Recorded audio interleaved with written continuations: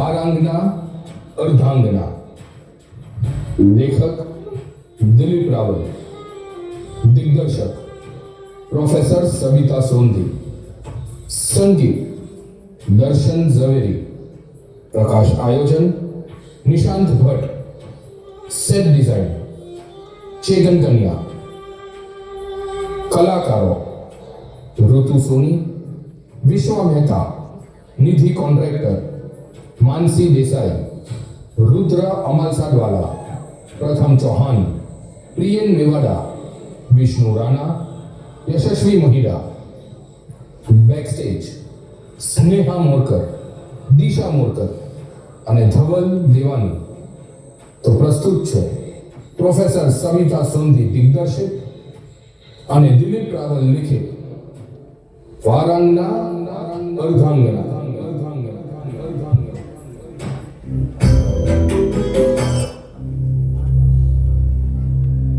ધર્મ એટલું વિશાળ વર્તુળ છે જેની પરિઘ નથી, પરંતુ કેન્દ્ર બિંદુ તો છે જ, જ્યાં સ્વયં પરમાત્મા બિરાજે છે. વર્તુળમાં વસવાટ કરતો પ્રત્યેક માનવ જીવ આ કેન્દ્ર સ્થાન પામવા અવિરત પ્રયત્નશીલ રહે છે. પરંતુ પ્રાર્થના એની જ સ્વીકારાય છે જેને ખુદ વિષ્ણુએ વૈષ્ણવ માન્યો હોય. અહીં વૈષ્ણવ એટલે વૈષ્ણવ સંપ્રદાયનો સભ્ય નહીં, પરંતુ ભક્ત કવિ નરસિંહ મહેતાની વ્યાખ્યાનો વૈષ્ણવ. શાસ્ત્રો જણાવે છે કે પ્રત્યેક માનવીના આત્મા સાથે સ્વયં પરમાત્મા જોડાયા છે, જેઓ માનવ દ્વારા થતા કર્મોની સચ્ચાઈનો પડઘો પાડે છે, ખાતરી કરે છે. કલ્પના કરો, તમે તમારી અટારી પર બેસી માર્ગમાં અવર જવર કરનાર વટેમાર્ગુઓને જોઈ રહ્યા છો અને અચાનક તમારા જમણા હાથ તરફ કોઈ સાધ્વી દેખાય અને ડાબા હાથ તરફ કોઈ વારાંગના, અને અજ્ઞાનપણે મોંમાંથી શબ્દો સરી પડે, ઓહો હો હો, એક તરફ કેટલી પવિત્રતા અને બીજી તરફ કેટલી અધમતા. પરંતુ આંખો બંધ કરી આ દ્રશ્ય પર અધ્યયન કરશો તો અંતરમાંથી ઉદ્ભવતો પરમાત્માનો પડઘો સંભળાશે. અને બંનેના અંતરમાં તો મારા રહેઠાણ માટે એક જ મંદિર ચણાયું છે. એક પ્રાર્થના દ્વારા મને શોધે છે અને બીજી યાતના દ્વારા. મનથી માણેલા માણીગરને પોતાનો કરવા અનેક યાતનાઓને પડકારતી ગુલાબજાનની કથા કદાચ આ જ વાતનો પડઘો પાડે છે.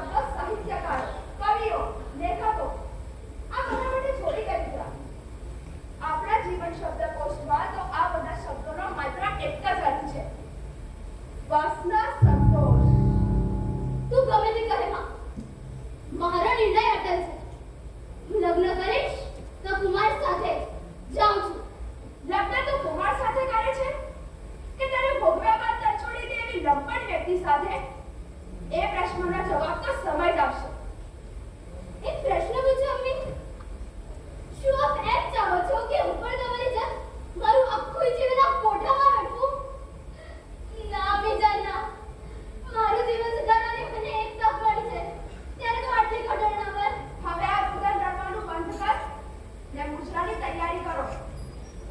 તૈયાર મીના એમના સાથીદારને લઈને આવતા થશે. અરે સગી માં થઈને પોતાની માસૂમ દીકરી ગુલાબને ગુલાબ જાન બનાવવા માંગો છો? હવે તો તમે મારી અસલી જનતા હો એની પણ મને શંકા લાગે છે.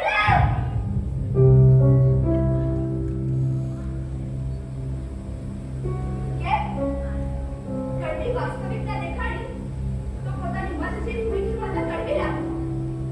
પોતાની સગી માતાને સાવકી મામા દેખાય. પણ મને તારી વાતોમાં ખોટું નહીં લાગે. કારણ હું જાણું છું આ શબ્દ મારી દીકરી નહીં એની ફુવાઈ બોલે છે.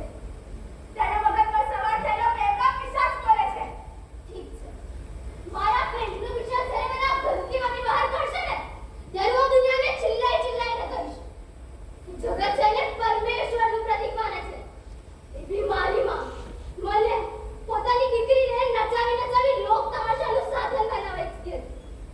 એ ચાહતી હતી કે હું પણ ઓઢી લઉં. એ કણકમતી અગન પછી આપણા વેપારમાં ઓઢવાની નહીં ખુલા ઉતારવાની વાત વધારે હોય છે અને એ જ કારણે ઘરમાં રૂપિયા હડકતો રહે છે. નથી સાંભળો મારે રૂપિયાનો રણકાર. આ કિચડની ગંદકીમાંથી બહાર નીકળી જગતની ખુલ્લી હવામાં સ્વતંત્ર શ્વાસ લેવાની ઈચ્છા છે મારી.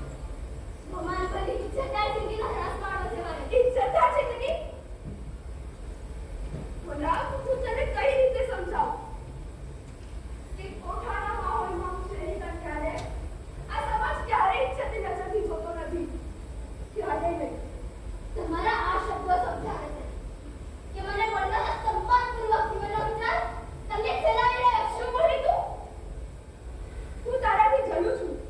આ તું બોલી ગુલાબ? હા, તમે મારાથી જલો છો.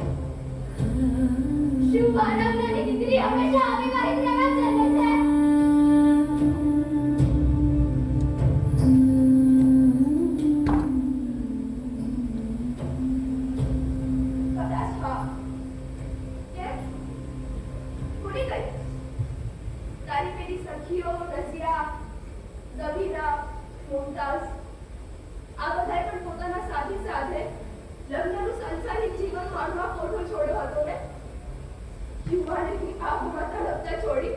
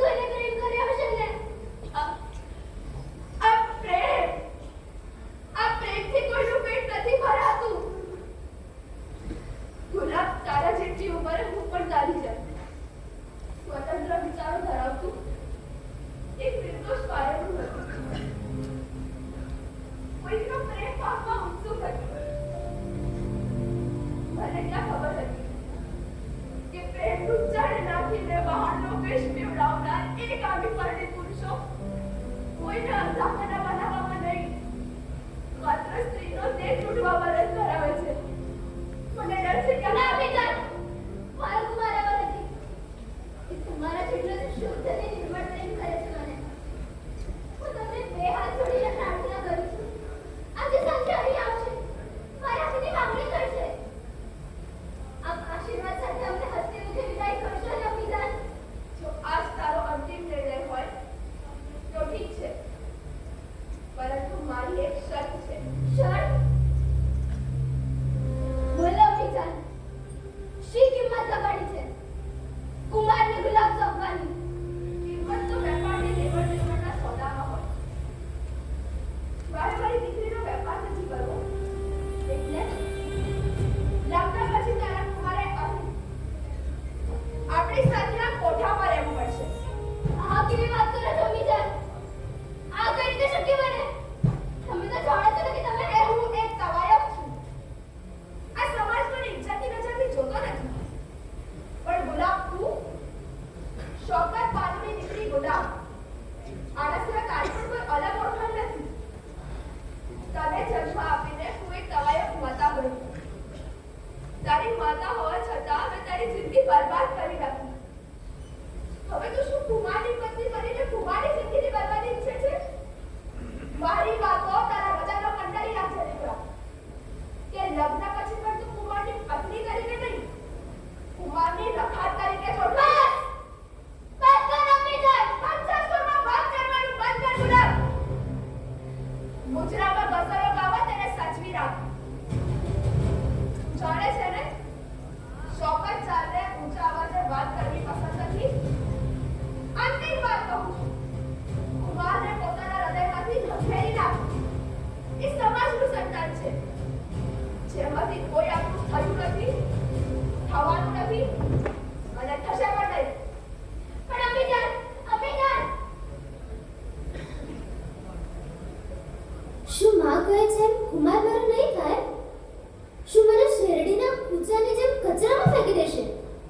ના ના, મેં અનુભવ્યું છે કે એકાંતપણમાં પણ આ દેહને સ્પર્શવાની કે ગંદી રમત રમવા જેટલી પણ છીછોરી હરકત કરે એવો હવસી પુરુષ નથી મારો કુમાર.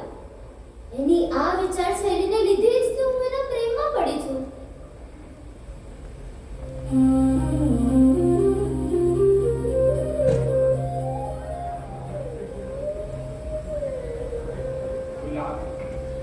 કુમાર, તું અહીંયા ચલી જા ના મારી નથી. ગુલાબ, પહેલી નજરે જોતા જ હું તારા પર મોટી થયો. બને મારા દિલના થોડે તને પામવાની ઈચ્છા વધતી જાય છે. એમ કહું તાર શબ્દોનો અનર્થ ન કરીશ. કોઈ કામે ઈચ્છાતી નહીં, પરંતુ અંધાર ભર્યા કોઠાના કાળાવાસમાં તને બહાર કાઢી સૃષ્ટિના પ્રકાશમાં તને લઈ જવી, એ જ મારું ધ્યેય, મારું લક્ષ્ય છે. આ માર્ગમાં અનેક મુશ્કેલીઓ વેઠવી પડશે, અનેક સંકટોનો સામનો કરવો પડશે. બોલ ગુલાબ, આ કાંટાળા પ્રવાસમાં તું મારી સહભાગી બનીશ? પણ કુમાર, તું હિન્દુ હું મુસ્લિમ, હું બારાના પુત્રી, તું બ્રાહ્મણ પુત્ર. આ સમીકરણમાં એકીકરણનું સ્થાન જ ક્યાં? આ સમાજ આપણી એકતા નહીં સ્વીકારે. આ હિન્દુ ને મુસ્લિમ નામો તો આપણે આપ્યા છે ગુલાબ, પણ ભગવાનની નજરમાં માનવ એટલે માનવ. તારા આ જ વિચારો મને મુગ્ધ કરે છે કુમાર. મારી વાત પર વિચાર કરજે ગુલાબ. કુમાર, કુમાર, પહેલી નજરે સૃષ્ટિના પ્રકાશમાં તારા પર જવી, આ કાંટાળા એ જ મારું ધ્યેય, તું મારી સહભાગી બનીશ? તો ગામ બાળકને વાત કરીને કરો. ગુલાબ, ગુલાબ, ગુલાબ, અમ્મી, આ તું શું કરે છે? અમ્મી, શું વિચારો કરે છે? અમ્મી, હું એમ વિચારતી હતી કે આ કોઠા પાછળ તમે તમારું સર્વસ્વ સમર્પિત કરી દીધું. આ કોઠા પાછળ તમે તમારા જીવનના સોનેરી વર્ષો વેઠ્યા. એ બદલામાં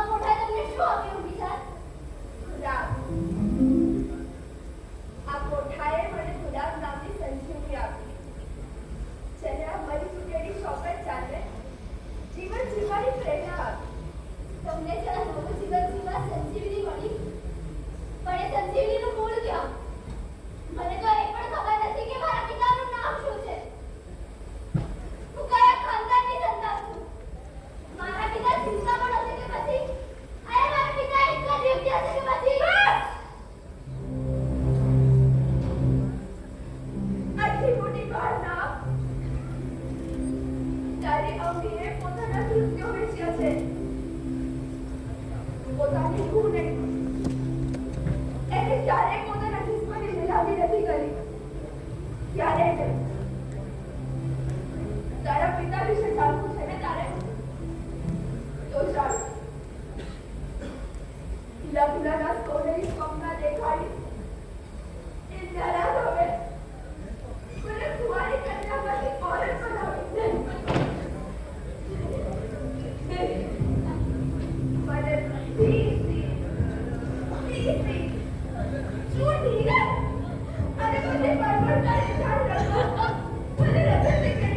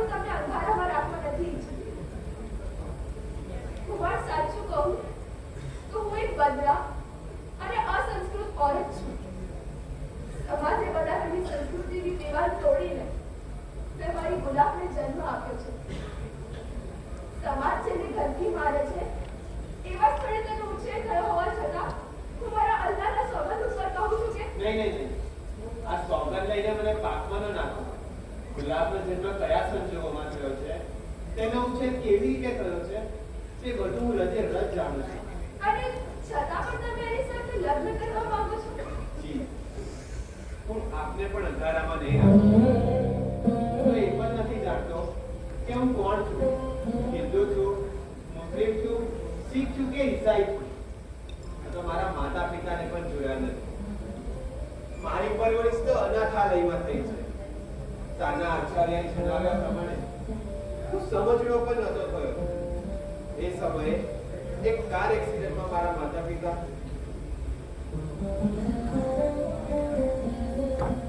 પણ વિધાતાને આજ મંજૂર હતી. પણ હા, ગુલાબ સાથેની મુલાકાતમાં જ્યારે તમારી કથિત કહાની જાણી ત્યારે ભારોભાર કીર્તનથી ભરેલા જંગલમાંથી તેને બહાર કાઢી મારી પત્ની બનાવી સન્માનિત સ્થાને તેને જોવાનો મેં નિર્ણય કર્યો હતો. તમારો નિર્ણય આવકારે છે કુમાર. હવે મને વિશ્વાસ છે કે મારા ખોખામાં રહેલું ગુલાબ મારા કરતા આપના ચમનમાં વધારે સુરક્ષિત રહેશે. બસ એક વિનંતી છે. જન્મથી લઈને આજ સુધી એક ક્ષણ માટે પણ મારી ગુલાબ મારાથી છૂટી નથી પડી. એ સંવેદનશીલ હૃદયની છે એટલે મારો વિરહ લાંબા સમય સુધી સહન નહીં કરી શકે. એની વ્યથિત પળોમાં ક્યારેક કદી જો એ એકાંત અનુભવે ને તો એની એકલતાના દ્વારપાળ કરી એની રક્ષા કરવી. આદા મમ્મી સાસ. ગુલાબ, શું કહી રહી છે ગુલાબ? બહાર આવ.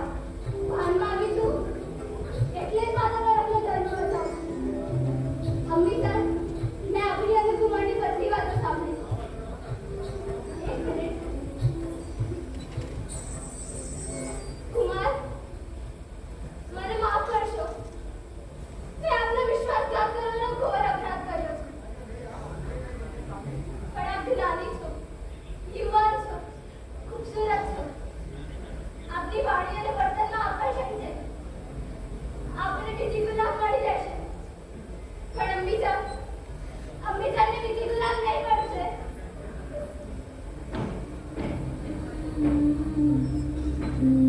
આદાબ સોબતજાન, આદાબ સોબતજાન. ગુલાબ, ઘણી લજ્જા રાખજો. જીવનના અંતિમ શ્વાસ સુધી મારા દિલની હર ધડકન માત્ર માતા અને આપણા જ માટે ધડકતી રહેશે.